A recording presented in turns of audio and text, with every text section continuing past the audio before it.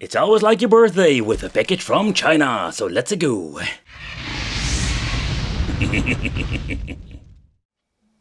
Hey guys, welcome back to the channel. It's awesome that you're tuning in. So in this video we are going to take a close look at the new budget handheld from our friends from China. But the question remains, what are we going to get? So this is the GB60A. So this thing comes with built-in 50-in-1 game. I think that is absolutely a misprint. What they mean to say is like 5-in-1. So what you're going to get is GBA, Sega, Super Famicom, and I'm guessing an arcade? But that's something. Yeah, it says here support game, so basically it's 5. You know, like that's the misprint. The FDR companies on AliExpress, they abuse the name Pro so much because they say it's the Pro. So everybody thinking, ooh, it's going to be freaking fancy. But you can be deceived. So that's the main reason why I freaking started these reviews. Because maybe this thing is absolutely everything but Pro. So what it is, it comes in a very nice packaging. Maybe that's the pro part about it. So here is not like a lot of information about it. So like what you need to do for charging. So it comes in 3.0 super wide LCD. So what they basically want to say, like it's not an IPS, but it is a little bit better than your typical cheap devices. And it's a digital multi-platform device and can play on TV. So this thing is a hybrid device. It's pretty damn cool. Backlit function of the screen ensure it can play everywhere. Okay, so you know there's a lot of information, blah blah blah blah here. So let's do a quick unboxing. So this thing is absolutely looking quite weird because it's looking like over in Game Boy Advance. I'm almost saying something different, but looking like in Game Boy Advance, but it's absolutely different. Like this, way slimmer.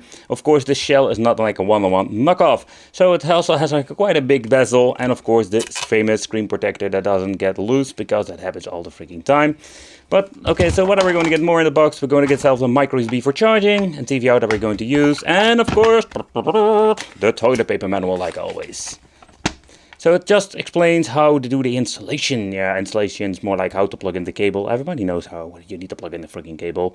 But that is not like explaining like how does a manual work. So that's the main problem with these devices. We do get a manual, but it's absolutely garbage. So let's take a close look at handheld. I can't help myself. I always need to pick up these things and just check it out for you guys. So what are we going to get? Because they look very cool on the picture, but when you're going to get them, they can be like very disappointing. So the D-pad itself is very sturdy.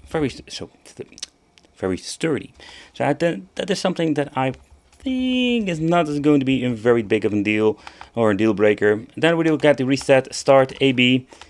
Of course, we do have like the shoulder buttons. It's quite interesting. We do have a mode button over here. So at the top we're going to get the SD card, so let's click it out if we can reach it. Let's see what we're going to get in here. It's a brand list, 32 gigabytes, so that's basically what we're going to get with this one. The AV out, the input for the micro USB for charging this thing, volume control, and the on and off switch. So let's turn it on. Let's see if the thing has any juice. Yep, it is. Yep, it is. So let's slide it open. Here we can find ourselves the BL5C Nokia battery, and this one is your, let's say, cheaper one, the 1020 milliamp. But I really like these things can be found fairly easy and fairly cheap. So that's basically what you're going to get with the control. So shall we like try to remove the screen protector like this? Makes recording way better because this thing is all scratched up. And let's take a close look at the display of the quality. Alright, so that is a weird looking situation. There is no fancy menu. Mode doesn't do anything. It's going to be like a pain in the ass to record from this because it's super glossy. And I can tell you, these things are not like scratch resistant. They're made of these cheap plastics. And what the hell is this thing doing? It's going all ape shit. What the? Okay, let's reset again and let's try that again.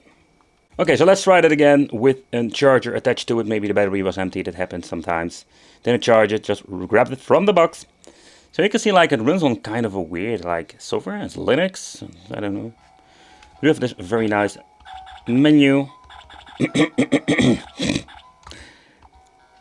we have, like this is the 51. Oh, they were not, oh that is what they wanted to talk about, like the 51. So this thing does come with built-in games. The Primitive Man, Fishing. So I'm guessing they're selling this with just the 50 games, but when you reset it, let's try that. Nothing seems to be working. Whatever, you know, let's try a couple of games. The speaker here at the front is quite loud. So when you're looking at the display, it's nothing widescreen, blah de blah, or wide view. It's just an old school, like very horrible looking display.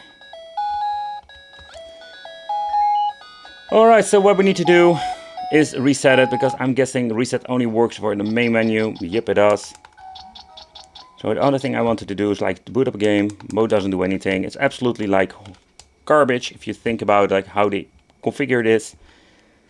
So why do I get the feeling that they just made something unique, or they got something on the shelf and they modify it? Alright, so let's boot it up. We go get Genesis. Over there we have the cheating games. I'm guessing like the hacked versions, Infinite Lies. So let's boot that one up. Mode doesn't do anything again. With reset we can go back to the menu, so that's pretty damn cool. Alright, so let's see how this works. Alright, so we do have like all the buttons needed to play this.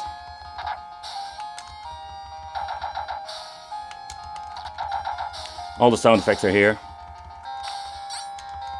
Beefcake.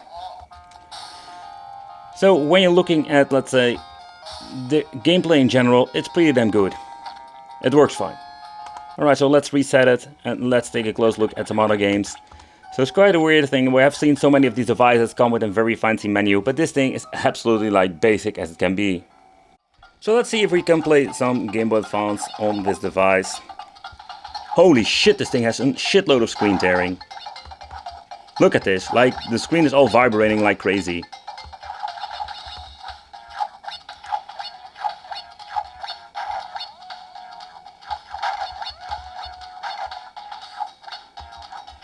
So that's the thing that I really hate about these things. Like, it's such a messed up situation. Like, the audio is good, visual, they messed it up, but overall, let's say, emulation, you can just hear that it runs perfectly. Alright, so I wanted to try out some 8-bit stuff, and when you're pressing start with certain games, you're going to get this music. It's all messed up. Okay, so let's play. I just wanted to see this for myself now. The weird thing is, like, when you're actually going to play the game, it doesn't have like a lot of sound issues. But it runs really slow, so I'm guessing this thing is running on some Bell files, but... And here comes the problem, like there is no way of configuring, of doing anything about it.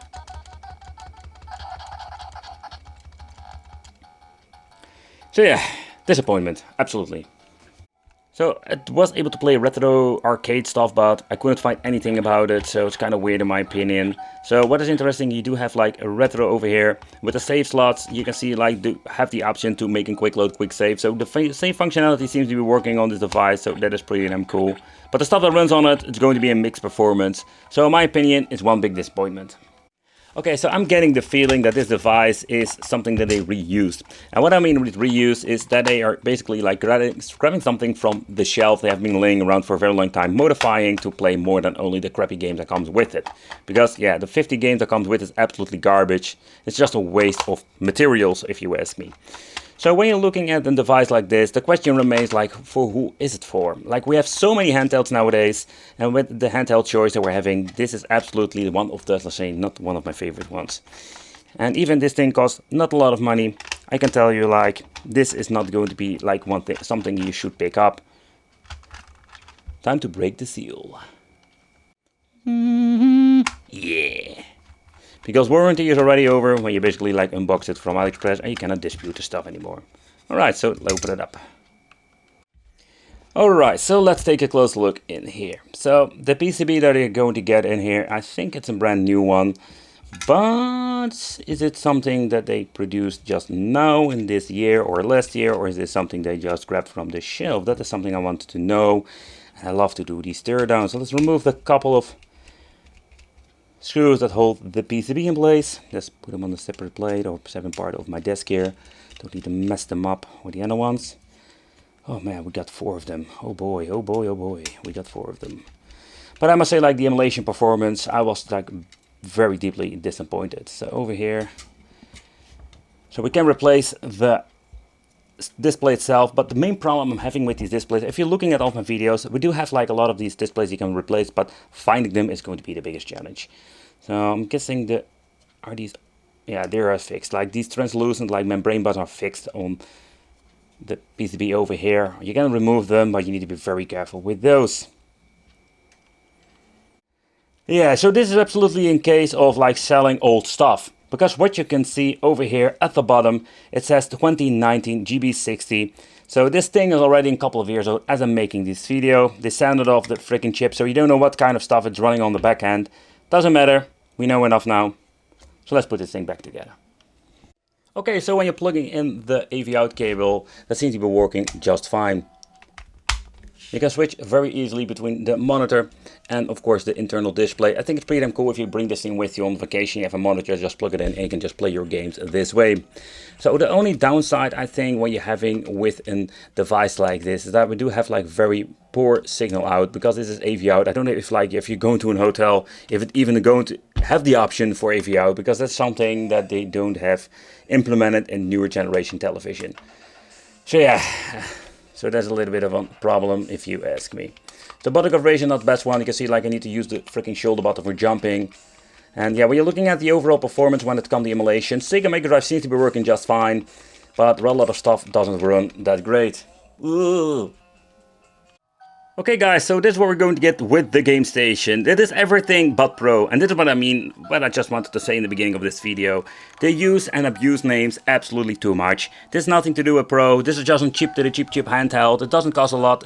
It has been made in 2019, so this thing is already a couple of years old, so they grabbed this thing from the shelf. I think originally this came with 15 built-in games, a lot of like homebrew games. You will find all new generation Famicom ones. And overall, yeah, let me know in the comments what you think of this. I want to thank you for watching. Consider subscribing, hit that little bell, become one of the Wicked family, and it would be great to see you in the next video.